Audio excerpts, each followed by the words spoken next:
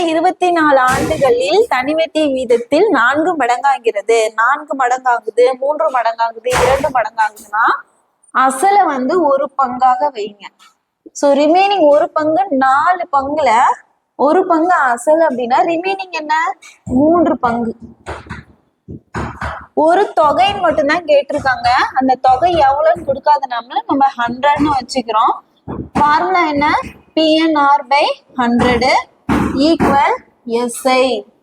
So principal amount, number of years, rate of interest, அசல் தொகை, ஆண்டுகள் எத்தனை ஆண்டுகள், வட்டி வீதம் எவ்வளோன்னு சொல்லி கேட்டிருக்காங்க. ஓகேங்களா? இப்போ இந்த பிரின்சிபல் நம்ம அதாவது அசல் வந்து ஒரு தொகைன்னு கொடுத்ததுனால நம்ம 100ன்னு வச்சுக்கிறோம். நம்பர் ஆஃப் இயர்ஸ் வந்து எவ்வளோ 24 ஆண்டுகள், ரேட் ஆஃப் இன்ட்ரெஸ்ட்னா X/100 ஈக்குவல் இங்க வந்து ஒரு பங்கு 100 அப்படின்னா இங்க 3 பங்கு எவ்வளோ 300. அப்போ மொத்தமா சேர்த்துனா எத்தனை பங்கு 4 பங்கு ஆகிடுதா. இங்க வட்டி வீதம் கண்டுபிடிக்கிறதுனால X இந்த சைடு வச்சுக்கிட்டு 300, இந்த சைடு பைல இருக்க வேல்யூ எங்க போகுது மேல, மேல இருக்க வேல்யூஸ் எல்லாமே பை கீழே 24. 100க்கு cancel ஆயிருதுங்களா.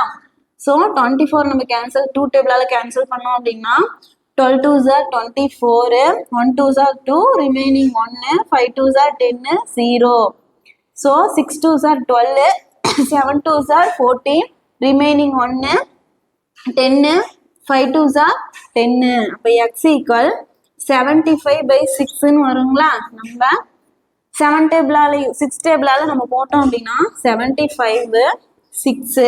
So 1 6 are 6, remaining 1, 2 6 are 12, remaining 3. So 12 remaining எவ்வளோ 3 எந்த டேபிளால போடுறோம் 6 டேபிளால போடுறோம். இதை நம்ம கேன்சல் பண்ணோம்னா என்ன வரும் 1 3s are 3, 2 3s are 6. அப்போ 12 1/2ன்னு ஆன்சர் கொடுப்பாங்க ஆர் 12.5 அப்படின்னு ஆன்சர் கொடுப்பாங்க. ஓகேங்களா?